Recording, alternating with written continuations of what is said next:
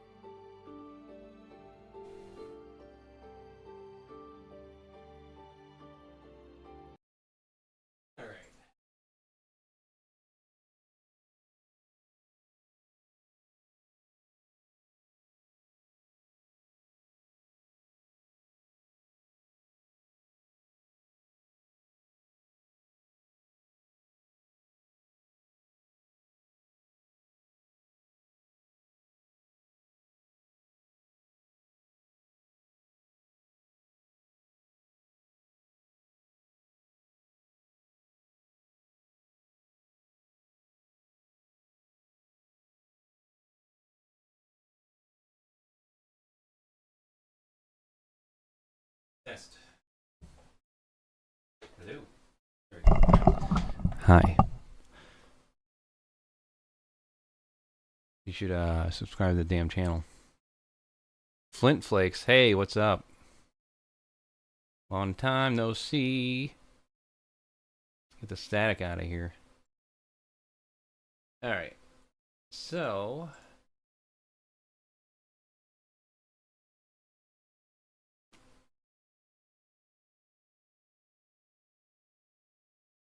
what we're gonna do, I'm gonna hopefully get this started today at least. Just gotta make this fucking stand here real quick. But I wanted to go through a book that I went through before. Well, it's been about a year. Called People's History of the United States. I guess I should get a thumbnail for this. Oops.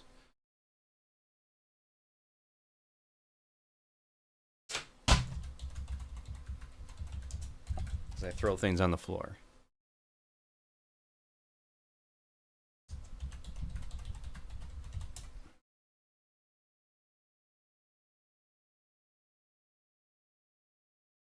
But I thought it was very insightful.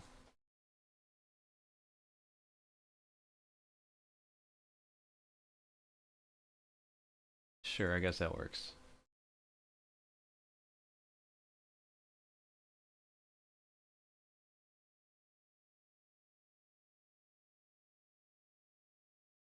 But I thought it was very Shut up. Alright.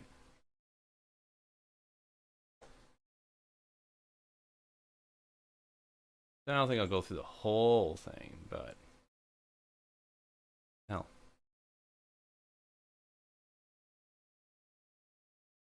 Now save the image. Oh, let's save that as that fucking...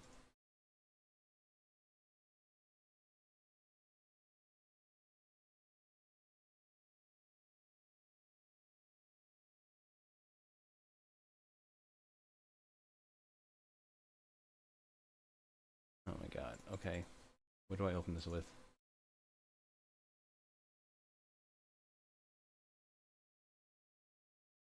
Oh, GIMP. It's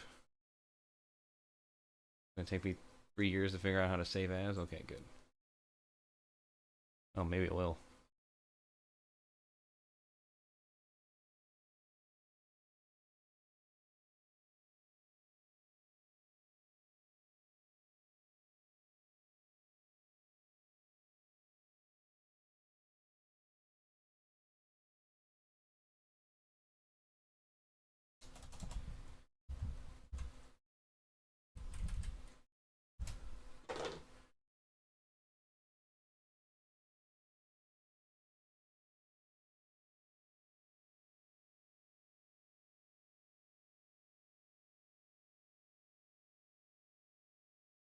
There we go, that works.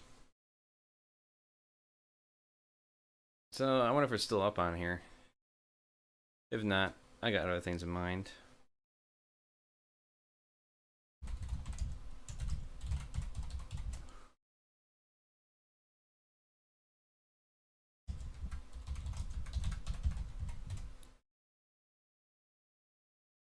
Chapter 1. This recording is a product of Audio Anarchy. A People's History of the United States by Howard Zinn. Chapter 1. Columbus, the Indians, and Human Progress. Arawak men and women, naked, tawny, and full of wonder, emerged from their villages onto the island's beaches and swam out to get a closer look at the strange big boat.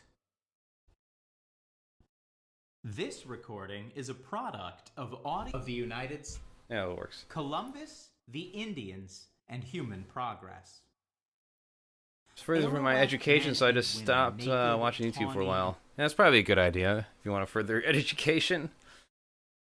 Save you a lot of time. Yeah, I got a thing I gotta put together real quick, and then hopefully I'll get some time to work on this damn comic here. But I gotta switch the screens real quick here while we do that. and full of wonder emerged from their villages onto the islands. Oh, maybe you get some historical education here while we're doing this. Out to get a closer look at the strange Where's my camera? boat.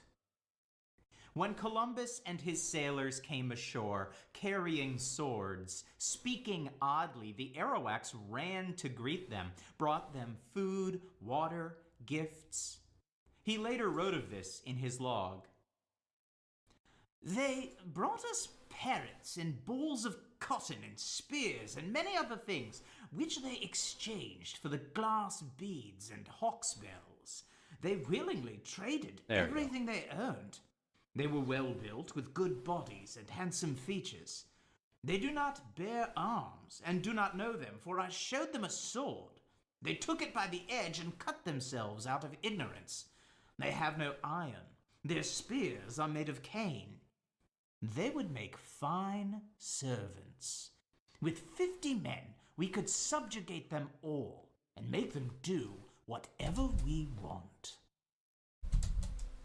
Good start. These Arawaks of the Bahama Islands were much like Indians on the mainland, who were remarkable, European observers were to say again and again, for their hospitality, their belief in sharing. These traits did not stand out in the Europe of the Renaissance, dominated as it was by the religion of popes, the government of kings, the frenzy for money that marked Western civilization and its first messenger to the Americas, Christopher Columbus. Columbus wrote, "As soon as I arrived in the Indies, on the first island which I found, I took some of the natives by force in order that they might learn and might give me information of whatever there is in these parts." The information that Columbus wanted most was, where is the gold? He had persuaded the king and queen of Spain to finance an expedition to the lands. The wealth he expected would be on the other side of the Atlantic, the Indies and Asia, gold and spices, for, like other informed people of his time, he knew the world was round and he could sail west in order to get to the Far East. Spain was recently unified, one of the new modern nation-states, like France, England, and Portugal. Its population, mostly poor peasants, worked for the nobility, who were 2% of the population, and owned 95% of the land. Oh, just like now. Spain had tied itself to the Catholic Church, expelled all the Jews, driven out the Moors. Like other states of the modern world, Spain sought gold, which was becoming the new mark of wealth, more useful than land because it could buy anything. There was gold in Asia, it was thought, and certainly silks and spices, for Marco Polo and others had brought back marvelous things from their overland expeditions centuries before. Now that the Turks had conquered Constantinople and the eastern Mediterranean and controlled the land routes to Asia, a sea route was needed. Portuguese sailors were working their way around the southern tip of Africa. Spain decided to gamble on a long sail across an unknown ocean. In return for bringing back gold and spices, they promised Columbus 10% of the profits, governorship over newfound lands, and the fame that would go with a new title, Admiral of the Ocean Sea. He was a merchant's clerk from the Italian city of Genoa, part-time weaver, the son of a skilled weaver, and expert sailor. He set out with 3 sailing ships, the largest of which was the Santa Maria, perhaps 100 feet long, and 39 crew members.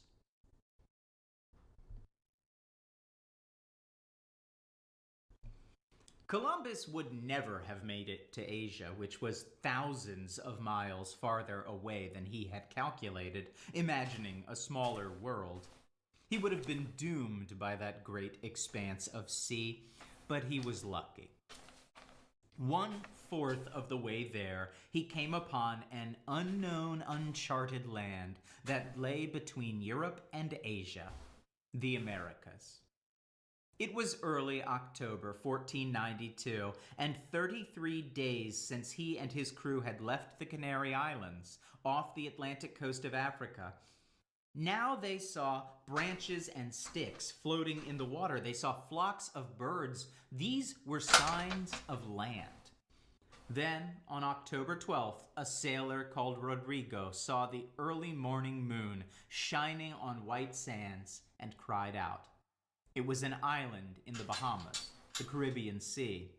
The first man to sight land was supposed to get a yearly pension of 10,000 maravedis for life, but Rodrigo never got it. Columbus claimed he had seen a light the evening before. He got that reward. So, approaching land, they were met by the Arawak Indians who swam out to greet them. The Arawaks lived in village communes, had a developed agriculture of corn, yams... Basically like, I saw it first. What are you going to take? A word of this peasant who worked for me, or the one who, did all the hard work and expedition? Cassava. They could spin and weave, but they had no horses or work animals. They had no iron, but they wore tiny gold ornaments on their ears. This was to have enormous consequences. It led Columbus to take some of them aboard ship as prisoners because he insisted that they guide him to the source of the gold. He then sailed to what is now Cuba, then to Hispaniola, the island which today consists of Haiti and the Dominican Republic. There, bits of visible gold in the rivers and a gold mask presented to Columbus by a local Indian chief led to wild visions of gold fields. On Hispaniola, out of the timbers from the Santa Maria, which had run aground, Columbus built a fort. The first European military base in the Western Hemisphere.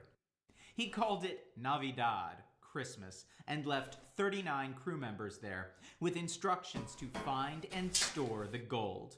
He took more Indian prisoners and put them aboard his 2 remaining ships. At one part of the island, he got into a fight with Indians who refused to trade as many bows and arrows as he and his men wanted. 2 were run through with swords and bled to death. Then the Nina and the Pinta set sail for the Azores and Spain. When the weather turned cold, the Indian prisoners began to die. Columbus's report to the court in Madrid was extravagant. He insisted he had reached Asia, it was Cuba, and an island off the coast of China, Hispaniola. His descriptions were part fact, part fiction.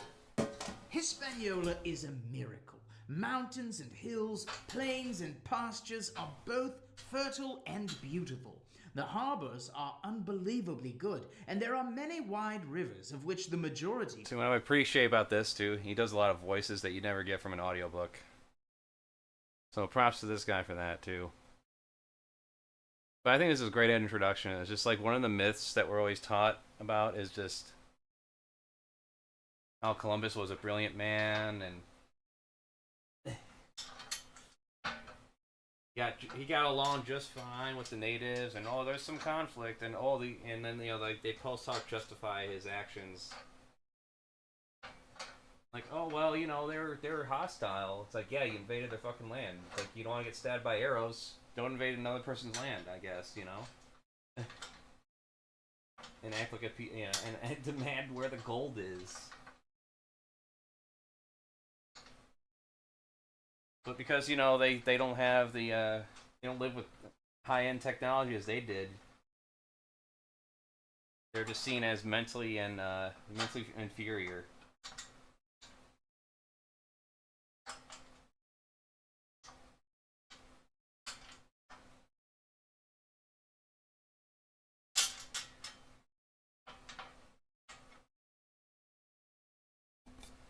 Contain gold. There are many spices and great mines of gold and other metals. The Indians, Columbus reported, quote, are so naive and so free with their possessions that no one who has not witnessed them would believe it. When you ask for something they have, they never say no. To the contrary, they offer to share it with anyone. He concluded his report by asking for a little help from their majesties, and in return, he would bring them from his next voyage, quote, They all the fucking, like, virtues that get promoted from Christianity. Here's a tribe that had no contact with that fucking bullshit religion at all, acting more in line with their beliefs than they ever. Go figure. as much gold as they need, and as many slaves as they ask. He was full of religious talk. Quote, thus the eternal God our Lord gives victory to those who follow his way over apparent impossibilities. Because of Columbus's exaggerated report and promises, his second expedition was given 17 ships and more than 1,200 men. The aim was clear: slaves and gold. They went from island to island in the Caribbean, taking Indians as captives. But as word spread of the Europeans' intent, they found more and more empty villages. On Haiti, they found that the sailors left behind at Fort Navidad had been killed in a battle with the Indians after they had roamed the island in gangs, looking for gold, taking women and children as slaves for sex and labor. Now, from his base on Haiti, Columbus sent expedition after expedition into the interior. They found no gold fields, but had to fill up the ships returning to Spain with some kind of dividend. In the year 1495, they went on a great slave raid, rounded up 1,500 Arawak men, women, and children, put them in pens guarded by Spaniards and dogs, then picked the 500 best specimens to load onto ships. Of those 500, 200 died en route. The rest arrived alive in Spain and were put up for sale by the archdeacon of the town, who reported that, although the slaves were naked as the day they were born, they showed no more embarrassment than animals. Columbus later wrote, "Let us, in the name of the Holy Trinity, go on sending all the slaves that can be sold." But too many of the slaves died in captivity, and so Columbus, desperate to pay back dividends to those who had invested, had to make good. Yeah, they would pack slaves like you would cargo on top of each other. There's a game on Steam called Slave Tetris. It's kind of like that. They would just, fit each person in the bed of the ship, no room to move, or practically very little to breathe. And then, most of them would just die. A lot of them would just die. Just on the route. No food or water or anything. Or very minimal, just to keep them going.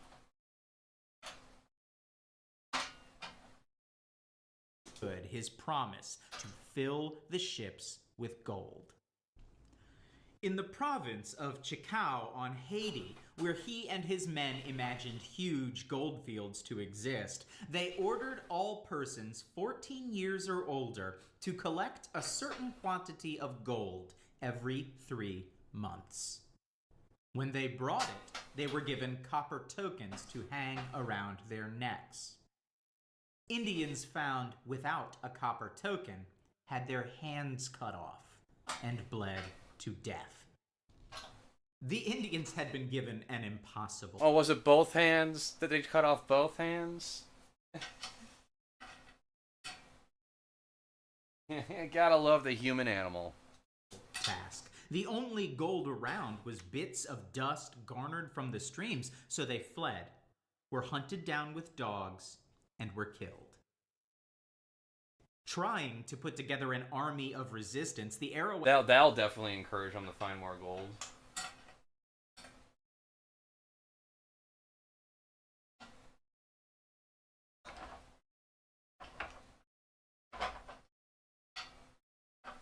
You're pretty much just going to get killed anyways. Arawaks faced Spaniards who had armor, muskets, swords, horses. When the Spaniards took prisoners, they hanged them or burned them to death. Among the Arawaks, mass suicides began with cassava poison. Infants were killed to save them from the Spaniards. In 2 years, through murder, mutilation, or suicide, half of the 250,000 Indians on Haiti were dead. When it became clear that there was no gold left, the Indians were taken as slave labor on... Can you imagine that? Half a population of a country just fucking dead, murdered, and also by suicide, just to spare themselves the fucking pain of being burnt alive and hung, tortured and raped. What a world. Huge estates, later known as encomiendas. They were worked at a ferocious pace and died by the thousands. By the year 1515, there were perhaps 50,000 Indians left. By 1550, there were 500. A report of the year 1650 shows none of the original Arawaks or their descendants left on the island.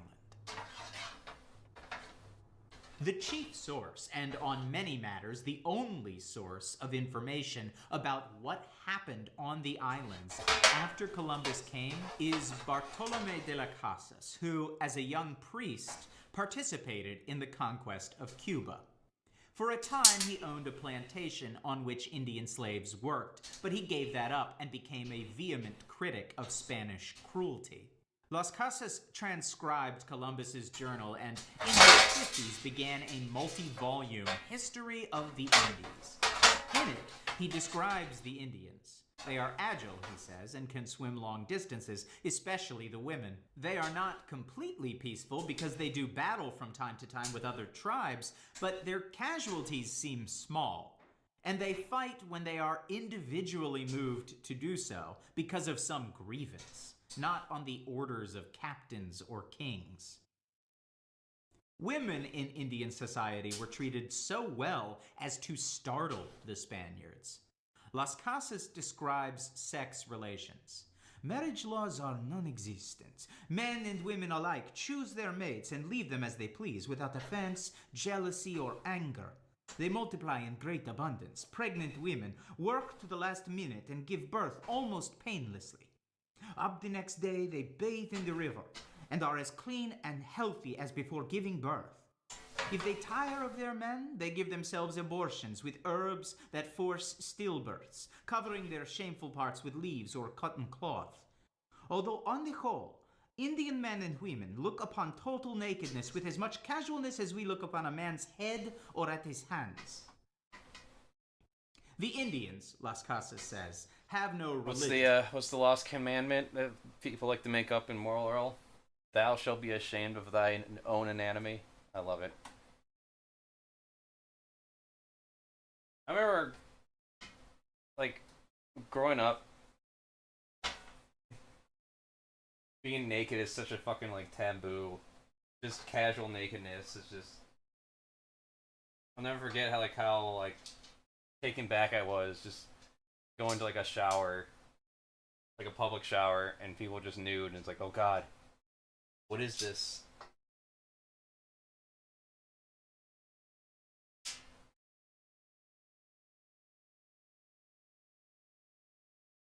It's just one of those things. It's so fucking stupid and waste.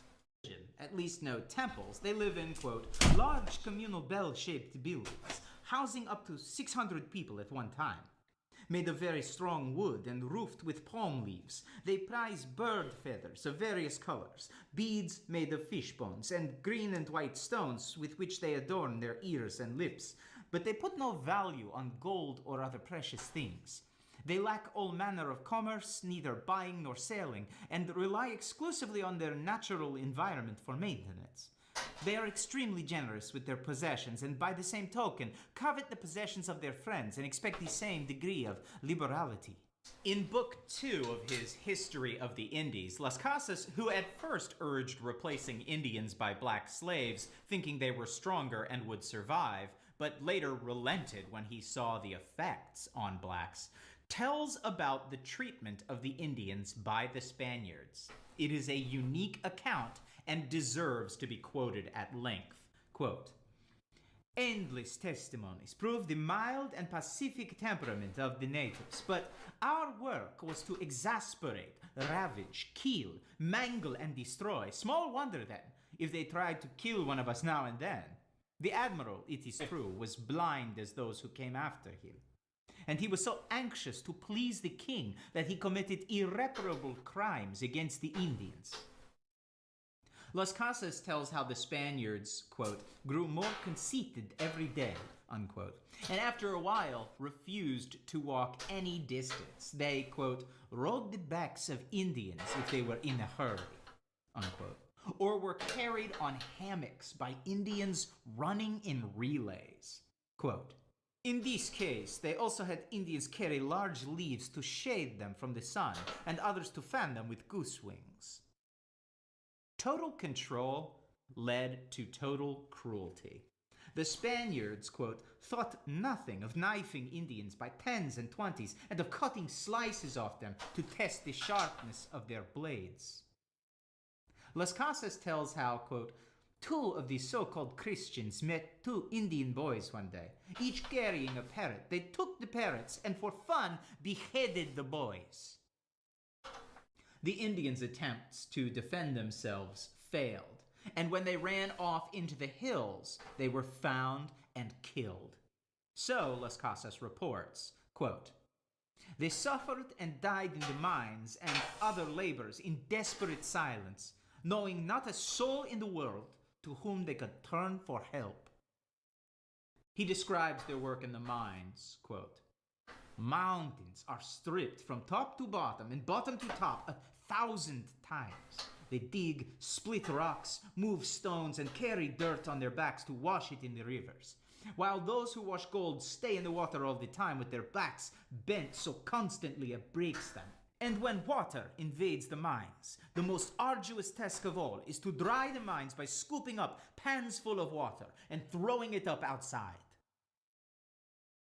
After each 6 or 8 months' work in the mines, which was the time required of each crew to dig enough gold for melting, up to a third of the men died. While the men were sent many miles to the mines, the wives remained to work the soil, forced into the excruciating job of digging and making thousands of hills for cassava plants. The husbands and wives were together only once every 8 or 10 months, and when they met, they were so exhausted and depressed on both sides, they ceased to procreate. As for the newly born, they died early because their mothers, overworked and famished, had no milk to nurse them, and for this reason, while I was in Cuba, 7,000 children died in 3 months. Some mothers even drowned their babies from sheer desperation. In this way, husbands died in the mines, wives died at work, and children died from lack of milk.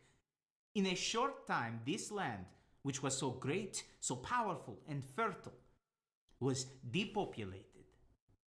My eyes have seen these acts so foreign to human nature, and now I tremble as I write. When he arrived on Hispaniola in 1508, Las Casas says, quote, "There were 60,000 people living on this island, including the Indians, so that from 1494 to 1508, over 3 million people had perished from the war, slavery, and the mines. Who in future generations will believe this? I myself, writing it as a knowledgeable eyewitness, can hardly believe it." Thus began the history, 500 years ago, of the European invasion of the Indian settlements in the Americas. That beginning, when you read Las Casas, Even if his figures are exaggerations, were there 3 million Indians to begin with, as he says, or less than a million, as some historians have calculated, or 8 million, as others now believe, is conquest, slavery, death. When we read the history books given to children in the United States, it all starts with heroic adventure. There is no bloodshed, and Columbus Day is a celebration. Past the elementary and high schools, there are only occasional hints of something else. Samuel Eliot Morison, the Harvard historian, was the most distinguished writer on Columbus, the author of a multi-volume biography, and was himself a sailor who retraced Columbus's route across the Atlantic. In his popular book, Christopher Columbus, Mariner, written in 1954, he tells about the enslavement and the killing. Quote, "The cruel policy initiated by Columbus and pursued by his successors resulted in complete genocide." That is on one page, buried halfway into the telling of a grand romance. In the book's last paragraph, Morison sums up his view of Columbus. Quote, "He had his faults and defects, but they were largely the defects of the qualities that made him great. His indomitable will, his superb faith in God, and in his own mission as the Christ-bearer to lands beyond the seas. His stubborn persistence despite neglect, poverty, and discouragement. But there was no flaw, no dark side to the most outstanding and essential of all his qualities, his seamanship." One can lie outright about the past, or one can omit facts which might lead to unacceptable conclusions. Morison does neither. He refuses to lie about Columbus. He does not omit the story of mass murder. Traitor. Indeed, he describes it with the harshest word one can use, genocide. But he does something else. He mentions the truth quickly and goes on to other things more important to him. Outright lying or quiet omission takes the risk of discovery. Alright, so I got this new thing here. The glass pen nib. I mean, if I ever drop this thing, it's broken, and you know, that's $60 down the drain. So, seeing people use these, they seem pretty effective. I'm gonna try it out on this shit. So why not?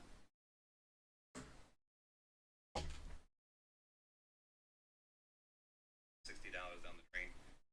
So, seeing people use these, pretty effective. Alright, good sound test. When made, might arouse the reader to rebel against the writer. To state the facts, however, and then to bury them in a mass of other information, is to say to the reader with a certain infectious calm, yes, mass murder took place, but it's not that important. It should weigh very little in our final judgments. It should affect very little what we do in the world. Yeah, forget about it. It is not that the historian can avoid emphasis of some facts and not of others. This is as natural to him as to the map maker, who, in order to produce a usable drawing for practical purposes, must first flatten and distort the shape of the earth, then choose out of the bewildering mass of geographic information those things needed for the purpose of this or that particular map. My argument cannot be against selection, simplification, emphasis, which are inevitable for both cartographers and historians, but the map maker's distortion is a technical necessity for a common purpose shared by all people who need maps. The historian's distortion is more than technical, it is ideological. It is released into a world of contending interests, where any chosen emphasis supports, whether the historian means to or not, some kind of interest, whether economic or political or racial or national or sexual. Furthermore, This ideological interest is not openly expressed in the way a mapmaker's technical interest is obvious. This is a Mercator projection for long-range navigation. For short-range, you'd better use a different projection. No, it is presented as if all readers of history had a common interest which historians serve to the best of their ability. This is not intentional deception. The historian has been trained in a society in which education and knowledge are put forward as technical problems of excellence and not as tools for contending social classes, races, nations. To emphasize the heroism of Columbus and his successors as navigators and discoverers, and to de-emphasize their genocide, is not a technical necessity, but an ideological choice. It serves, unwittingly, to justify what was done. My point is not that we must, in telling history, accuse, judge, condemn Columbus in absentia. It is too late for that. It would be a useless scholarly exercise in morality. But the easy acceptance of atrocities as a deplorable but necessary price to pay for progress, Hiroshima and Vietnam to save Western civilization, Kronstadt and Hungary to save socialism, nuclear proliferation to save us all, that is still with us. One reason these atrocities are still with us is that we have learned to bury them in a mass of other facts, as radioactive wastes are buried in containers in the earth. We have learned to give them exactly the same proportion of attention that teachers and writers often give them in the most respectable of classrooms and textbooks. This learned sense of moral proportion, coming from the apparent objectivity of the scholar, is accepted more easily when it comes from politicians at press conferences. It is therefore more deadly. The treatment of heroes, Columbus, and their victims, the Arawaks, the quiet acceptance of conquest and murder in the name of progress, is only one aspect of a certain approach to history in which the past is told from the point of view of governments, conquerors, diplomats, leaders. It is as if they, like Columbus, deserve universal acceptance, as if they, the founding fathers, Jackson, Lincoln, Wilson, Roosevelt, Kennedy, the leading members of Congress, the famous justices of the Supreme Court, represent the nation as a whole. The pretense is that there really is such a thing as the United States, subject to occasional conflicts and quarrels, but fundamentally a community of people with common interests. It is as if there really is a national interest represented in the Constitution, in territorial expansion, in the laws passed by Congress, the decisions of the courts, the development of capitalism, the culture of education, and the mass media. History is the memory of states, wrote Henry Kissinger in his first book, A World Restored, in which he proceeded to tell the history of 19th century Europe from the viewpoint of the leaders of Austria and England, ignoring the millions who suffered from those statesmen's policies. From his standpoint, the peace that Europe had before the French Revolution was restored by the diplomacy of a few national leaders. But for factory workers in England, farmers in France, colored people in Asia and Africa, women and children everywhere except in the upper classes, it was a world of conquest, violence, hunger, exploitation, a world not restored but disintegrated. My viewpoint in telling the history of the United States is different.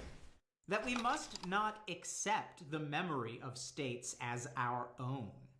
Nations are not communities, and never have been. The history of any country presented as the history of a family conceals fierce conflicts of interest, sometimes exploding, most often repressed, between conquerors and conquered, masters and slaves, capitalists and workers, dominators and dominated in race and sex. And in such a world of conflict, a world of victims and executioners, it is the job of thinking people, as Albert Camus suggested, not to be on the side of the executioners. Thus, in that inevitable taking of sides, which comes from selection and emphasis in history, I prefer to try to tell the story of the discovery of America from the viewpoints of the Arawaks, of the Constitution from the standpoint of the slaves, of Andrew Jackson as seen by the Cherokees, of the Civil War as seen by the New York Irish, of the Mexican War as seen by the deserting soldiers of Scott's army, of the rise of industrialism as seen by the young women in the Lowell textile mills, of the Spanish-American War as seen by the Cubans, the conquest of the Philippines as seen by black soldiers on Luzon, the Gilded Age as seen by Southern farmers, the First World War as seen by socialists, the Second World War as seen by pacifists, the New Deal as seen by blacks in Harlem, the post-war American Empire as seen by peons in Latin America, and so on, to the limited extent that any one person, however he or she strains, can see history from the standpoint of others. My point is not to grieve for the victims and denounce the executioners. Those tears, that anger, cast into the past, deplete our moral energy for the present. And the lines are not always clear. In the long run, the oppressor is also a victim.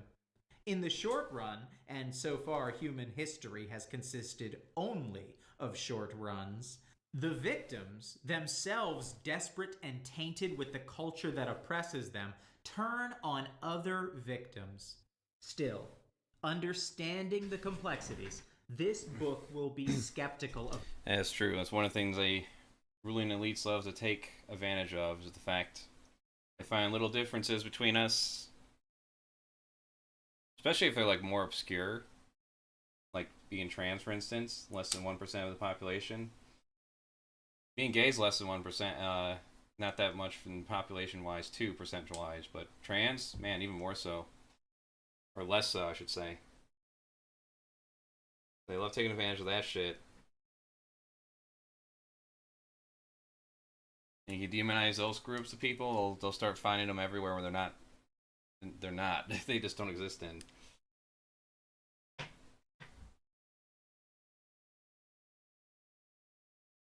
As a brilliant man once said, you can convince the poorest white person that they're better than the richest colored man, then they won't notice you snatching the purse from their pocket. Hell, give them something to look down on, and they'll empty it for you.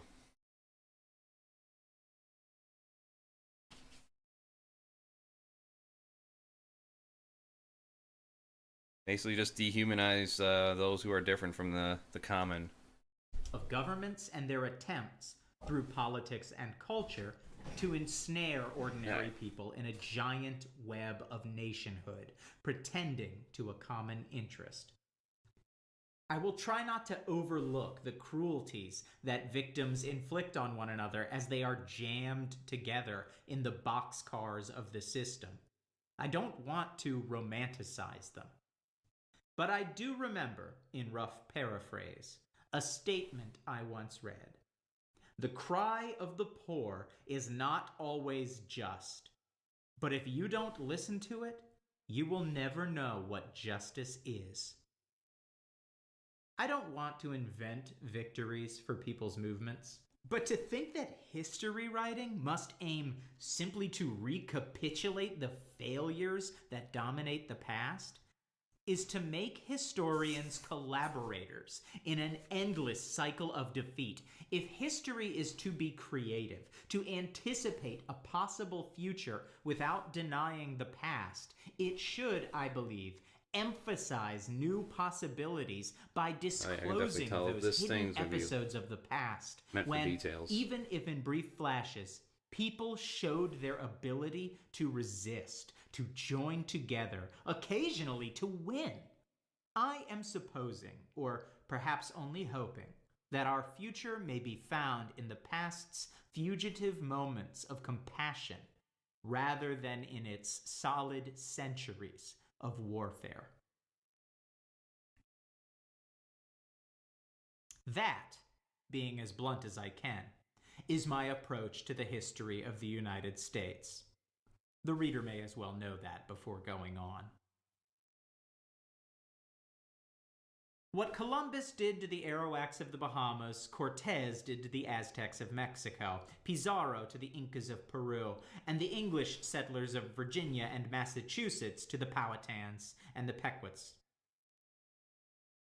The Aztec civilization of Mexico came out of the heritage of Mayan, Zapotec, and Toltec cultures. It built enormous constructions from stone tools and human labor, developed a writing system and a priesthood. It also engaged in, let us not overlook this, the ritual killing of thousands of people as sacrifices to the gods. The cruelty of the Aztecs, however, did not erase a certain innocence, and when a Spanish armada appeared at Veracruz, and a bearded white man came ashore with strange beasts, horses, clad in iron, it was thought that he was the legendary Aztec man-god who had died 300 years before, with the promise to return. The mysterious Quetzalcoatl. And so they welcomed him with munificent hospitality. That was Hernando Cortez, come from Spain with an expedition financed by merchants and landowners and blessed by the deputies of God with one obsessive goal: to find gold. In the mind of Montezuma, the king of the Aztecs, there must have been a certain doubt about whether Cortez was indeed Quetzalcoatl, because he sent 100 runners to Cortez bearing enormous treasures, gold and silver wrought into objects of fantastic beauty, but at the same time begging him to go back. The painter Durer, a few years later, described what he saw just arrived in Spain from that expedition: a sun of gold, a moon of silver, worth a fortune. Cortez then began his march of death from town to town, using deception, turning Aztec against Aztec, killing with the kind of deliberateness that accompanies a strategy, to paralyze the will of the population by a sudden, frightful deed. And so, in Cholula, he invited the headmen of the Cholula nation to the square, and when they came, with thousands of unarmed retainers, Cortez's small army of Spaniards, posted around the square with cannon, armed with crossbows, mounted on horses, massacred them down to the last man. Then they looted the city and moved on. When their cavalcade of murder was over, they were in Mexico City, Montezuma was dead, and the Aztec civilization, shattered, was in the hands of the Spaniards. All this is told in the Spaniards' own accounts. In Peru, that other Spanish conquistador, Pizarro, used the same tactics and for the same reasons. The frenzy in the early capitalist states of Europe for gold, for slaves, for products of the soil, to pay the bondholders and stockholders of the expeditions, to finance the monarchical bureaucracies rising in Western Europe, to spur the growth of the new money economy rising out of feudalism, to participate in what Karl Marx would later call the primitive accumulation of capital. These were the violent beginnings of an intricate system of technology, business, politics, and culture that would dominate the world for the next 5 centuries. In the North American English colonies, the pattern It's was to the point now where no one can picture anything else that's different. Or at least it's very hard for them to. They usually have to lose everything first. They have to be in like a certain state of mind, certain economic state, desperation. Maybe working drudgery jobs and not have much else to do other than think. Especially when all the entertainment gets boring and stale. And that happens regardless of quality, I think.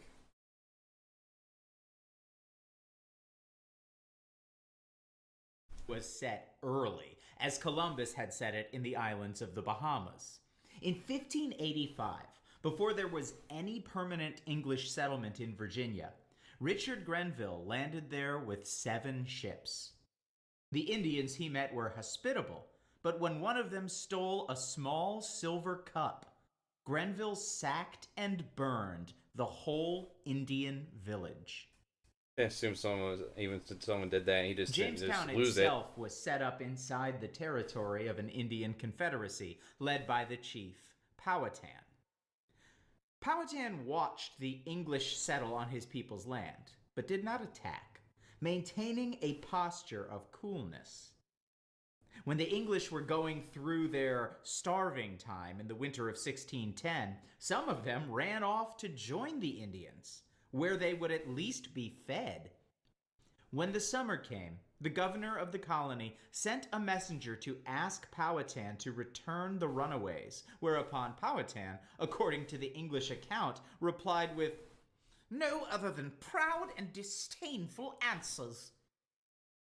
Some soldiers were therefore sent out, quote, to take revenge, unquote. They fell upon an Indian settlement, killed 15 or 16 Indians, burned the houses, cut down the corn growing around the village, took the queen of the tribe and her children onto the boats, and then ended up throwing the children overboard and, quote, shooting out their brains in the water, unquote. The queen was later taken off and stabbed to death. 12 years later, the Indians, alarmed as the English settlements kept growing in numbers, apparently decided to try to wipe them out for good. They went on a rampage and massacred 347 men, women, and children. From then on, it was total war. Oh, they're October 7th. Okay. Not able to... Can't.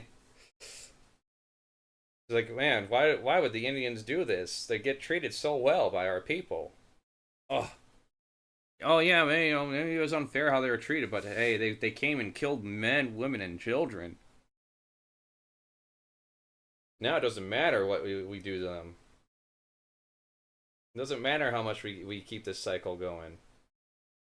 We can do anything we want to them. It's all justified because, that time they killed a bunch of men, women, and children. Or weren't you going to do that to them anyways? Well, yeah, we were going to do it to them anyways, but now we have a justifiable reason we can always point to. Every time there's ever any kind of criticism. Like, hey, remember that time where they killed 300 men, women, and children? Well, what was that in response to? Well, our invasion, of course. But they had nothing to do with it. They were just trying to live their lives. But aren't they living their lives based on your subjugation of them and killing of them? Well, yeah, but they should just get over it. But weren't you going to keep doing that anyways? Well, yeah. They should have just rolled over and died. They could have chose to have been the noble person and just, died and get killed. Get driven off their land and starve to death or whatever. They could have done that instead. That would have been the noble, right thing to do. And the rewards would have been in heaven after they died.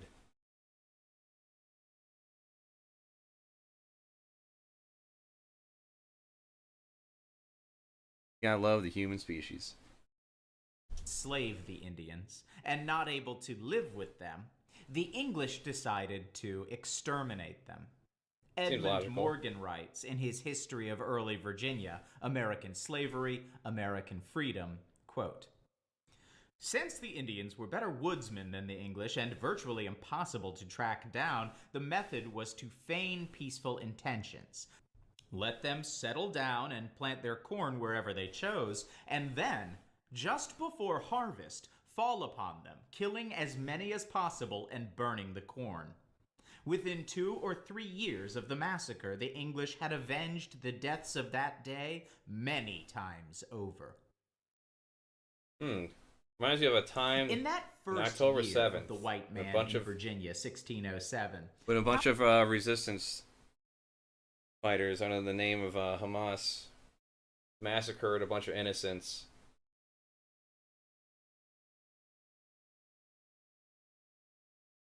In response to the subjugation a lot of them get to live under generation upon generation.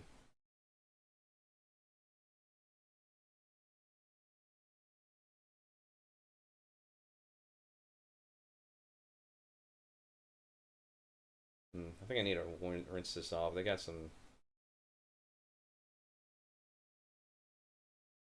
See how this nib works better as I go.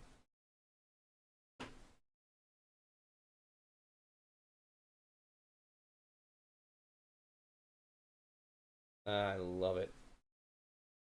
This is the world we live in. This is the history. This is how everything's built on. Everything's built with blood. Everything is built on blood. Pain and misery. Just a few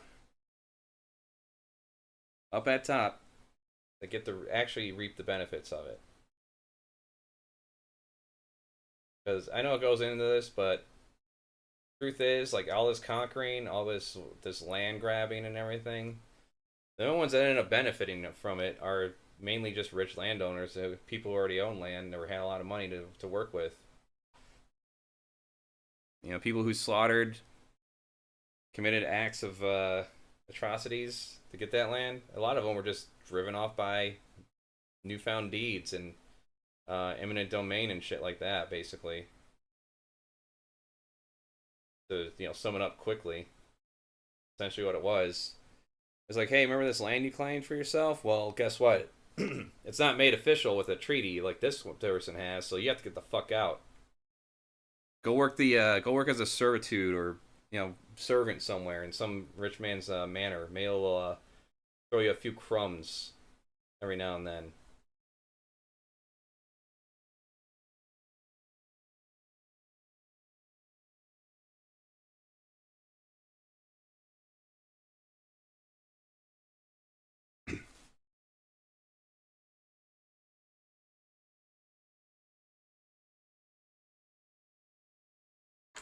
Powhatan had addressed a plea to John Smith that turned out prophetic.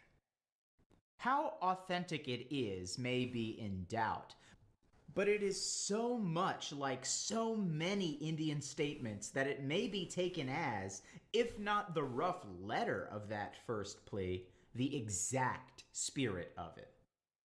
Quote, I have seen 2 generations of my people die. I know the difference between peace and war better than any man in my country.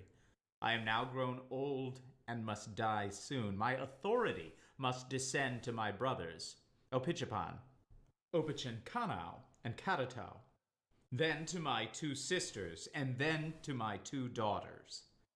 I wish them to know as much as I do, and that your love to them may be like mine to you.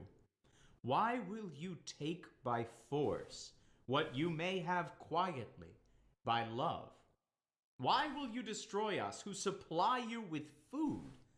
What can you get by war? We can hide our provisions and run into the woods. Then you will starve for wronging your friends. Why are you jealous of us? We are unarmed and willing to give you what you ask. If you come in a friendly manner, and not so simple as to know that it is much better to eat good meat, sleep comfortably, live quietly with my wives and children, laugh and be merry with the English, and trade for their copper and hatchets, than to run away from them, and to lie cold in the woods, feed on acorns, root, and such trash, and be so hunted that I can neither eat nor sleep in these wars. My men must sit up watching, and if a twig break, they all cry out, "Here comes Captain Smith!" So I must end my miserable life. Take away your guns and swords, the cause of all our jealousy, or you may all die in the same manner. When the Pilgrims came to New England, they too were coming not to vacant land, but to territory inhabited by tribes of Indians. The governor of the Massachusetts Bay Colony, John Winthrop, created the excuse to take Indian land by declaring the area legally a vacuum. The Indians, he said, had not subdued the land, and therefore had only a natural right to it, but not a civil right. A natural Semantics. right did not have legal standing. The Puritans also appealed to the body. Essentially, it'd be like me coming over to my neighbor's house, stealing his house, because he's like not utilizing his backyard. Essentially, he hasn't conquered his backyard. His lawn is in disarray. There's not even a garden growing back there. Wait, you don't have a garden in your backyard? Yes, but I would if I had that guy's lawn. He just isn't utilizing the land properly. Therefore, I have a right to it. I would treat it better.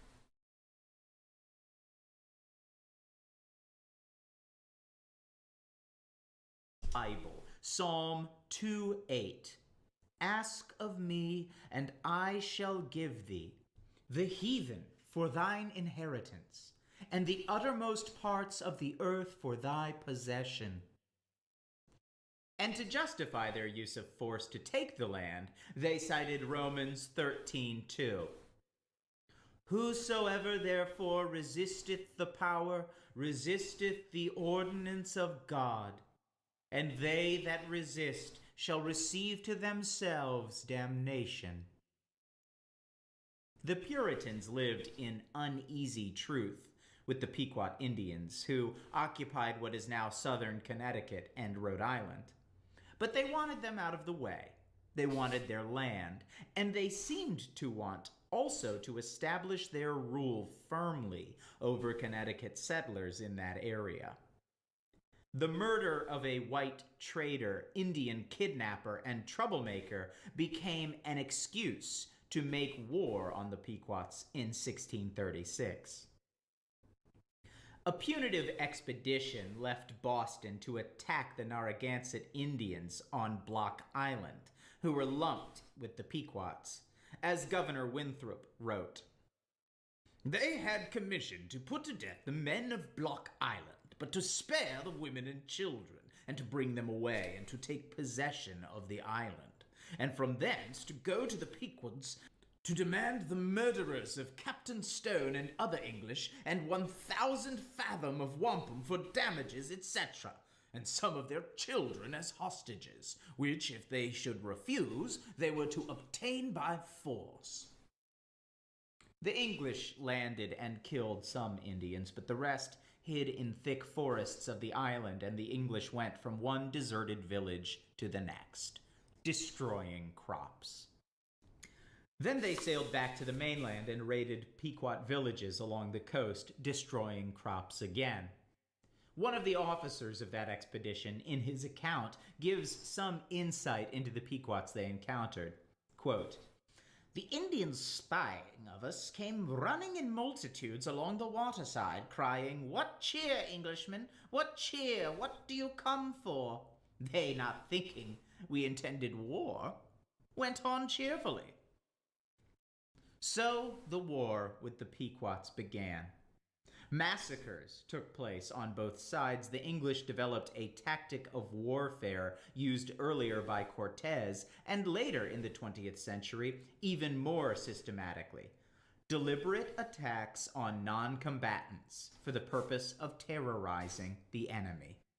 Oh, that sounds familiar too. This is ethnohistorian Francis Jennings' interpretation of Captain John Mason's attack on a Pequot village on the Mystic River near Long Island Sound.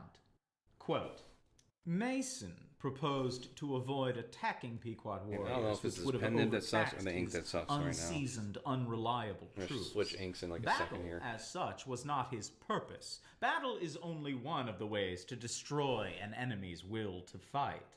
Massacre can accomplish the same end with less risk, and Mason had determined that massacre would be his objective.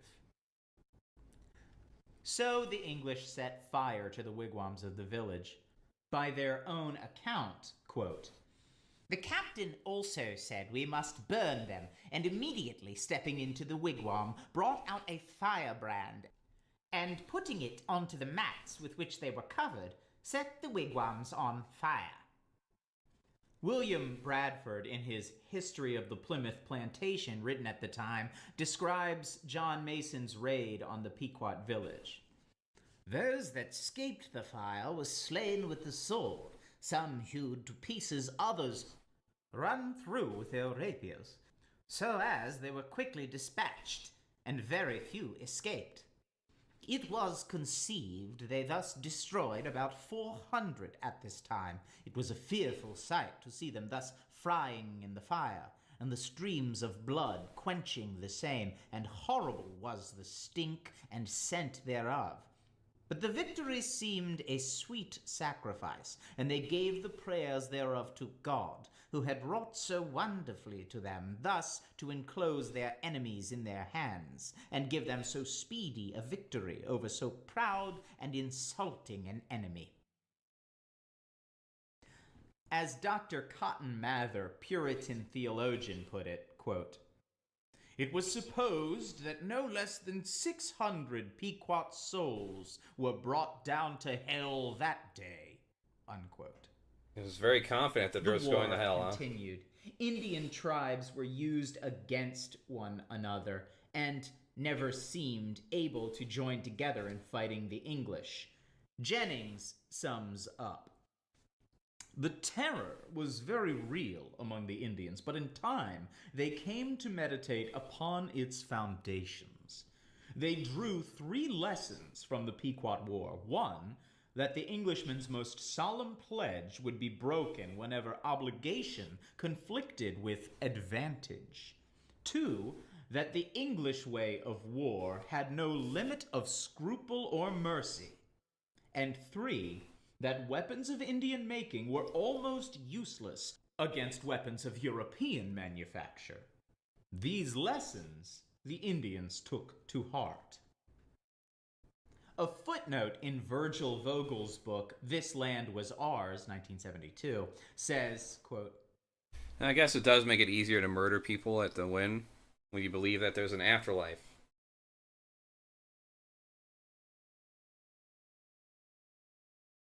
Test. We got the test coming up. You probably might hear it.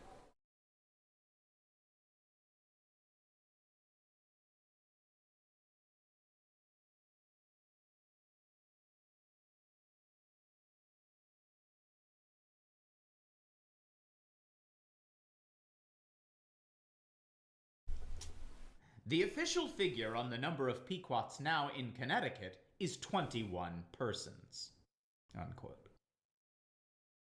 40 years after the Pequot War, Puritans and Indians fought again. This time, it was the Wampanoags, occupying the south shore of Massachusetts Bay, who were in the way, and also beginning to trade some of their land to people outside the Massachusetts Bay colony.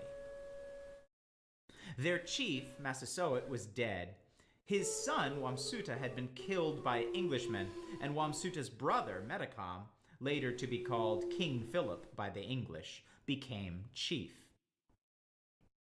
The English found their excuse. a murder which they attributed to Metacom, and they began a war of conquest against the Wampanoags, a war to take their land. They were clearly the aggressors, but claimed they attacked for preventative purposes. As Roger Williams, more friendly to the Indians than most, put it, quote, "All men of conscience or prudence ply to windward to maintain their wars to be defensive." Jennings says the elite of the Puritans wanted the war. The ordinary white Englishman did not want it and often refused to fight. The Indians certainly did not want war, but they matched They're the ones that have to atrocity pay with for it. atrocity. When it was over in 1676, the English had won, but their resources were drained. They had lost 600 men. 3,000 Indians were dead, including Metacom himself. Yet the Indian raids did not stop. For a while, the English tried softer tactics, but ultimately it was back to annihilation.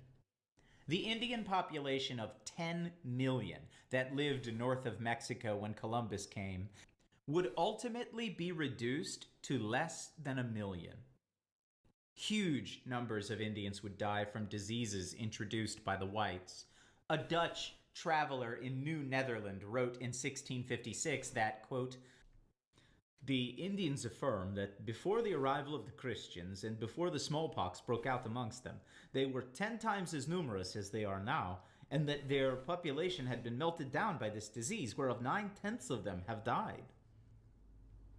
When the English first settled Martha's Vineyard in 1642, the Wampanoags there numbered perhaps 3,000. There were no wars on that island, but by 1764, only 313 Indians were left there. Similarly, Block Island Indians numbered perhaps 1,200 to 1,500 in 1662, and by 1774, they were reduced to 51. Behind the English a lot of dead invasion motherfuckers of North America, behind their massacre of Indians, their deception, their brutality, was that special, powerful drive born in civilizations based on private property. It was a morally ambiguous drive. The need for space, for land, was a real human need. But in conditions of scarcity, in a barbarous epoch of history ruled by competition, this human need was transformed into the murder of whole peoples. Roger Williams said it was, quote, "A depraved appetite after the great vanities, dreams, and shadows of this vanishing life, great portions of land in this wilderness, as if men were in as great necessity and danger for want of great portions of land as poor, hungry, thirsty seamen have after a sick and stormy, a long and starving passage. This is one of the gods of New England, which the living and most high eternal will destroy and famish." Was all this bloodshed and deceit, from Columbus to Cortez, Pizarro, the Puritans, a necessity for the human race to progress from savagery to civilization? Was Morrison right in burying the story of genocide inside a more important story of human progress? Perhaps a persuasive argument can be made, as it was made by Stalin when he killed peasants for industrial progress in the Soviet Union, as it was made by Churchill explaining the bombings of Dresden and Hamburg, and Truman explaining Hiroshima. But how can the judgment be made if the benefits and losses cannot be balanced, because the losses are either unmentioned or mentioned quickly?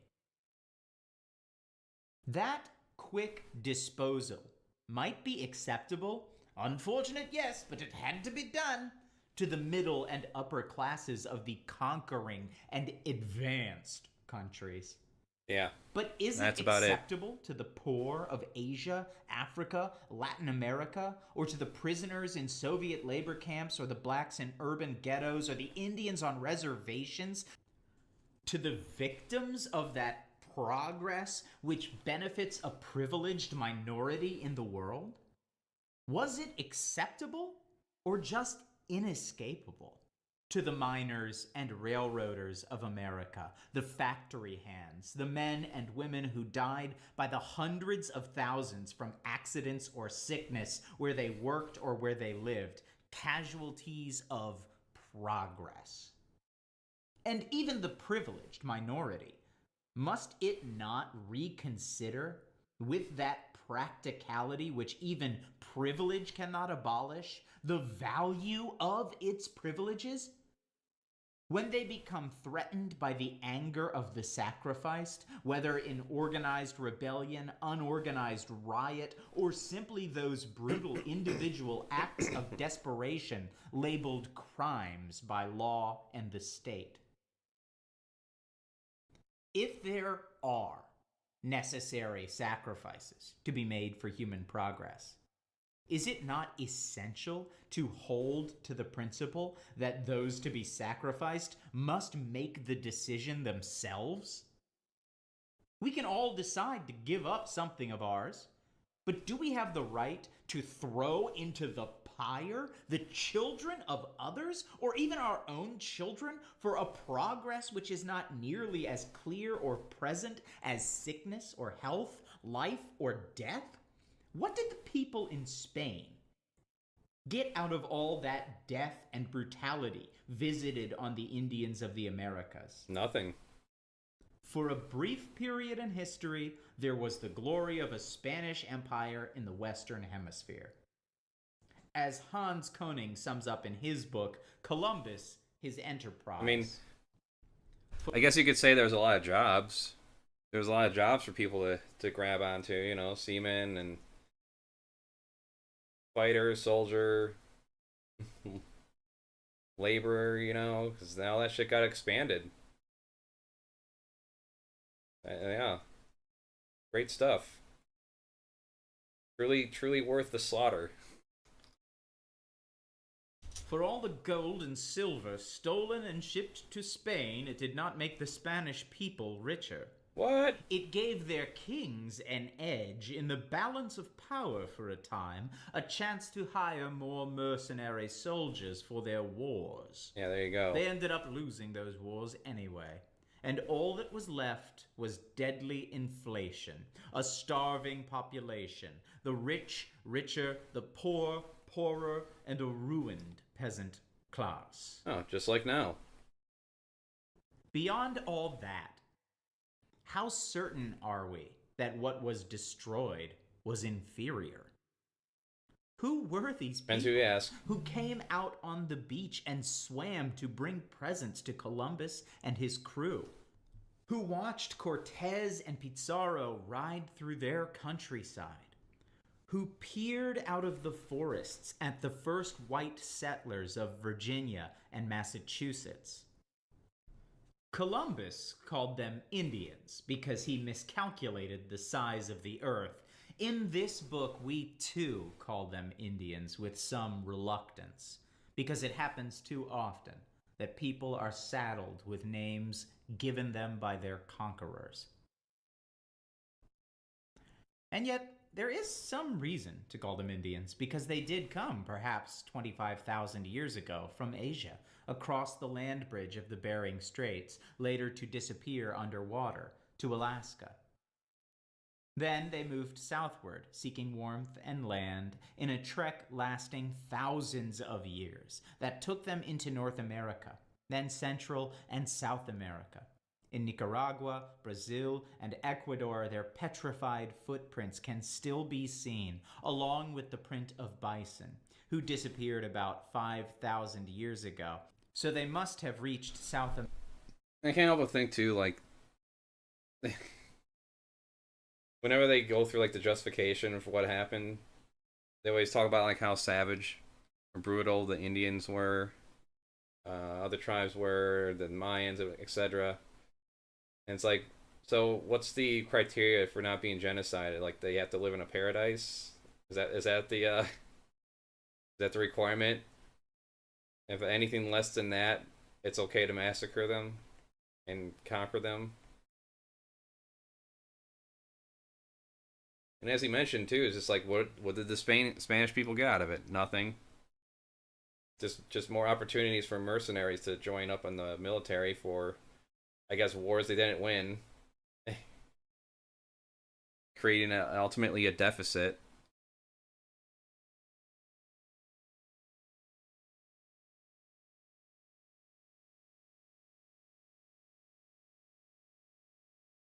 It's like these people who treat politics as like a sports game and as like they don't care about what policies or laws get passed just as long as they're winning. And it's like, what are you winning? What are we winning?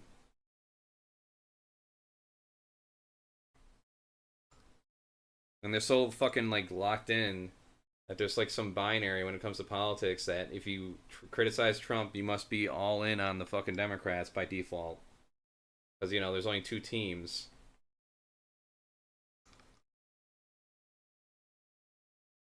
two viable teams. And this is so fucking stupid. It's like, what? Let me know you're politically retarded by just saying, yeah, saying Republicans good no matter what they do. And then immediately when I criticize one, saying that like I must support sleepy rapist Joe Biden.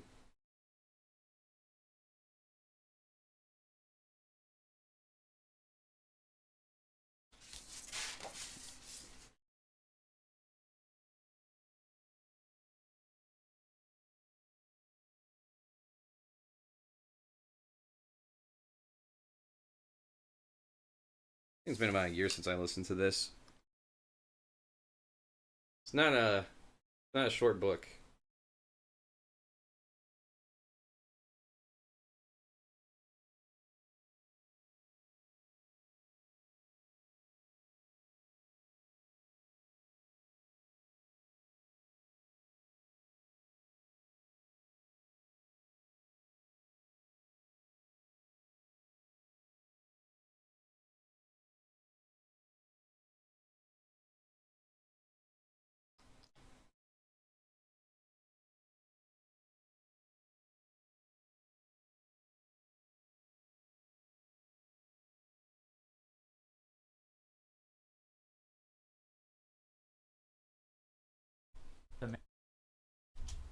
America at least that far back. Widely dispersed over the great landmass of the Americas, they numbered approximately 75 million people by the time Columbus came, perhaps 25 million in North America. Responding to the different environments of soil and climate, they developed hundreds of different tribal cultures, perhaps 2,000 different languages. They perfected the art of agriculture and figured out how to grow maize, corn, which cannot grow by itself and must be planted, cultivated, fertilized, harvested, husked, shelled. They ingeniously developed a variety of other vegetables and fruits, as well as peanuts and chocolate and tobacco and rubber. On their own, the Indians were engaged in the great agricultural revolution that other peoples in Asia, Europe, Africa were going through about the same time. While many of the tribes remained nomadic hunters and food gatherers in wandering egalitarian communes, others began to live in more settled communities where there was more food, larger populations, more divisions of labor among men and women, more surplus. Yeah, once again, it just makes you wonder like how developed would these nations be by now if we just left them, not necessarily leave them alone, but at least have a different approach to interacting with them. Instead of uplifting other people, the leaders find ways to just tear them down, take what they have, so they can have it. They can have more, and then they can go on and pretend like all the accomplishments they made themselves instead.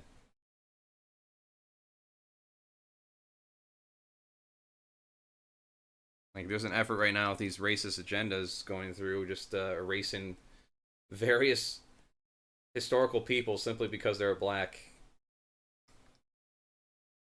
Either admitting their accomplishments or ignoring them or accrediting them to other people.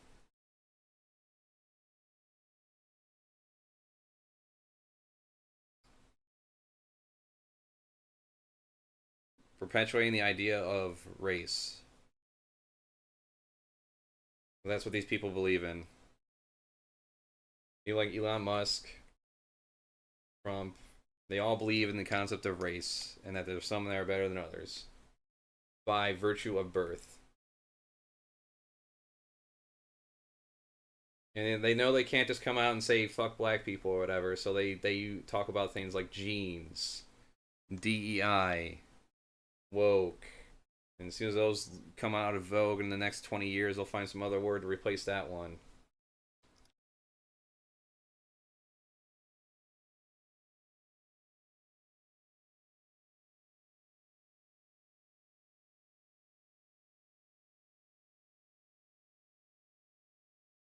This thing's a little finicky.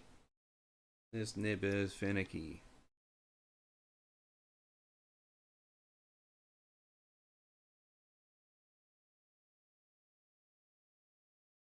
I think I probably should have done the method of washing this nib first.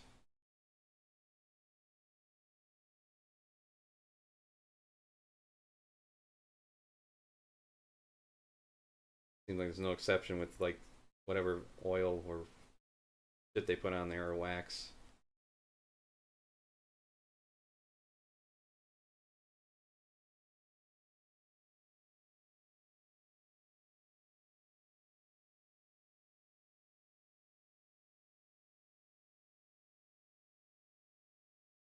But essentially, with this being glass, as long as I don't drop it, take forever to wear out. Right? Guess we'll see. Alright, next up we go into going in this with a brush. Getting some of the thicker lines in there.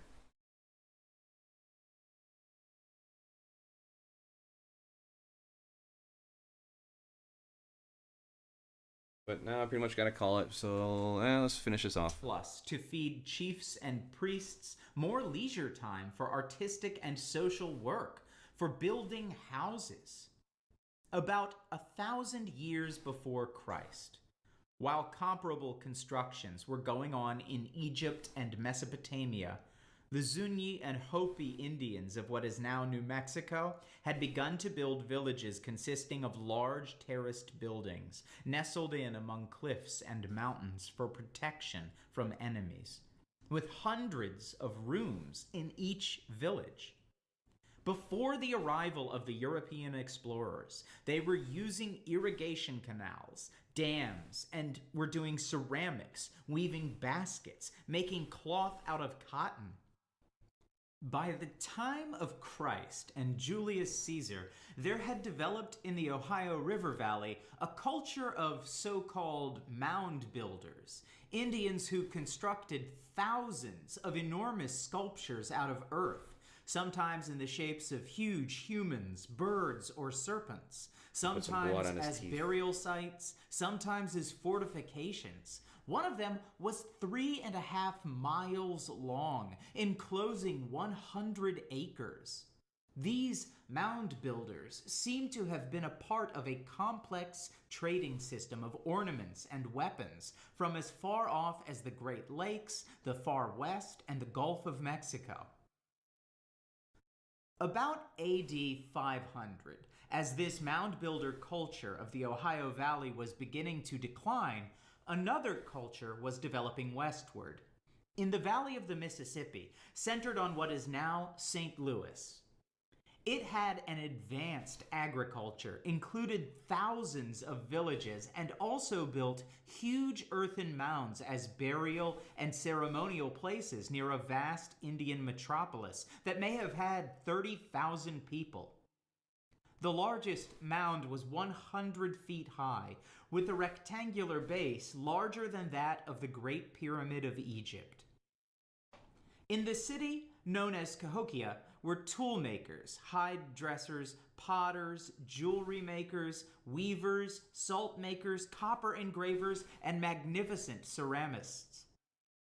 One funeral blanket was made of 12,000 shell beads. From the Adirondacks to the Great Lakes, in what is now Pennsylvania and Upper New York, lived the most powerful of the northeastern tribes, the League of the Iroquois, which included the Mohawks, people of the Flint, Oneidas, people of the Stone, Onondagas, people of the mountain, Cayugas, people at the landing, and Senecas, great hill people. Thousands of people bound together by a common Iroquois language. In the vision of the Mohawk chief, Hiawatha, the legendary Dekaniwida spoke to the Iroquois.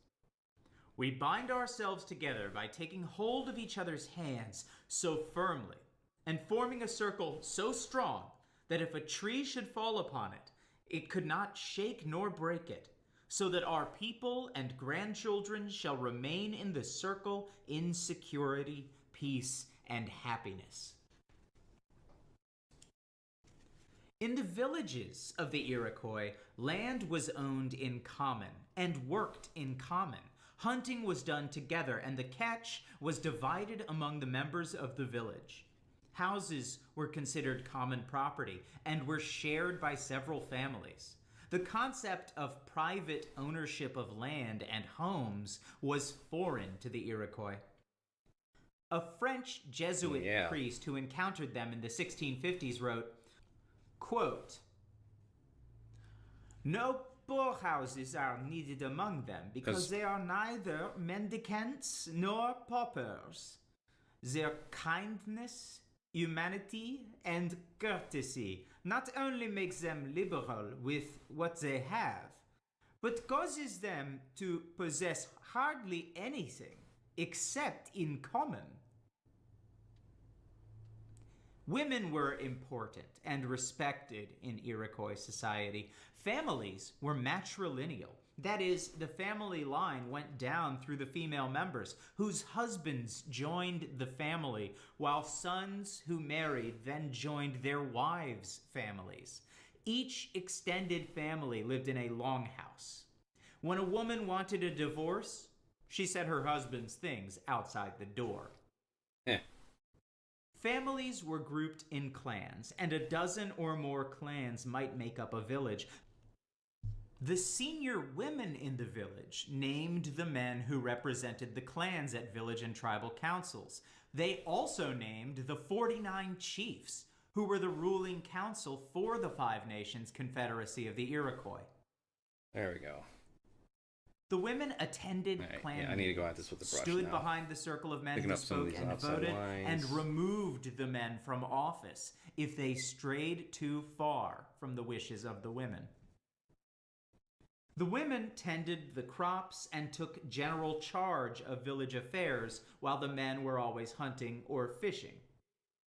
And Make the since background red. they supplied the moccasins and food for warring expeditions, they had some control over military matters. As Gary B. Nash notes in his fascinating study of early America, Red, White, and Black, quote, "Thus, power was shared between the sexes, and the European idea of male dominancy and female subordination in all things was conspicuously absent in Iroquois society."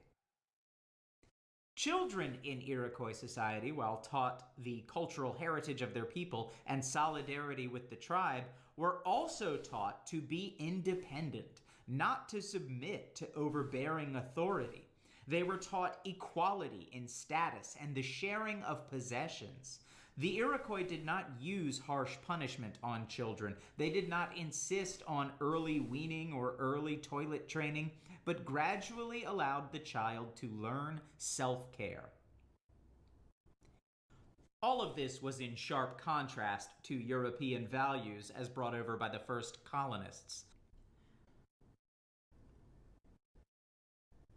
A society of rich and poor, controlled by priests, by governors, by male heads of families. For example, The pastor of the Pilgrim colony, John Robinson, thus advised his parishioners on how to deal with their children. Quote, "And surely there is in all children a stubbornness and stoutness of mind arising from natural pride, which must, in the first place, be broken and beaten down, that so the foundation of their education being laid in humility and tractableness, other virtues may, in their time, be built Wow, sound like thereon." a piece of shit. Gary Nash describes Iroquois culture. Quote, That's pretty much well inked. Gotta do "No the background. laws and Make the background ordinances, red. sheriffs and Ink that up. constables, judges and juries, Right or side's gonna be all courts or black for the jails, title. the apparatus of authority in European societies, Colors are gonna be were watercolor. to be found in the northeast woodlands. Feel prior like that's to like the European best arrival. way to color these Yet things traditionally. boundaries of acceptable behavior were firmly Anything else set, kind of smears of the though black. priding themselves on the autonomous individual. Alcohol markers smear it because it affects the acrylic and the ink. You when I use markers to color entirely, like they blend. So I have to be careful with that. So it seems like my best option is just taking watercolor because I have a hard time finding any information on how to traditionally color comics like this. I don't want to just slap it in the computer and digitally color it. I'm tired of that shit.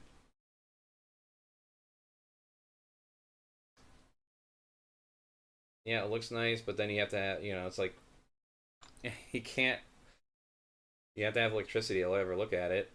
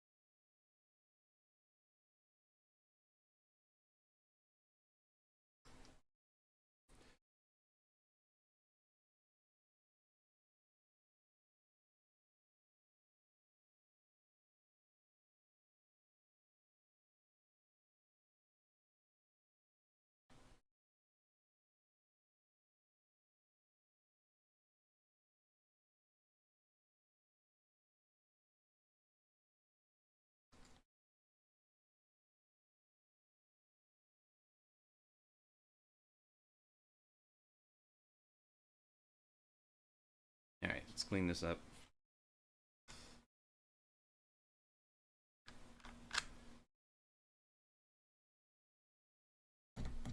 I got some water up here.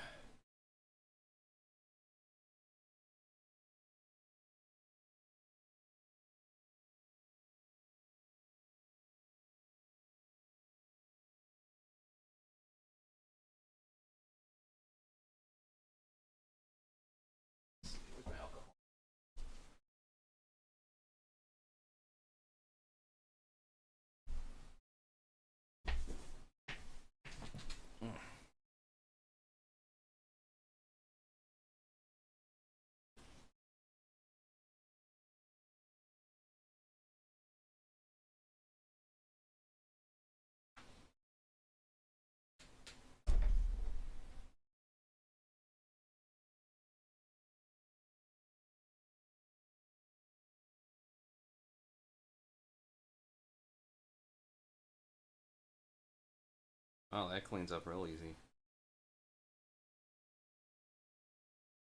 Think.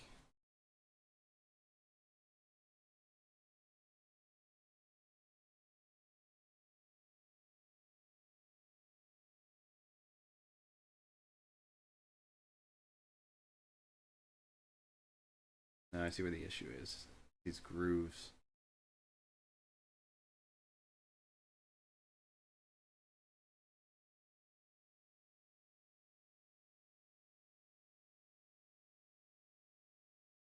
Let's get some soap and water on that.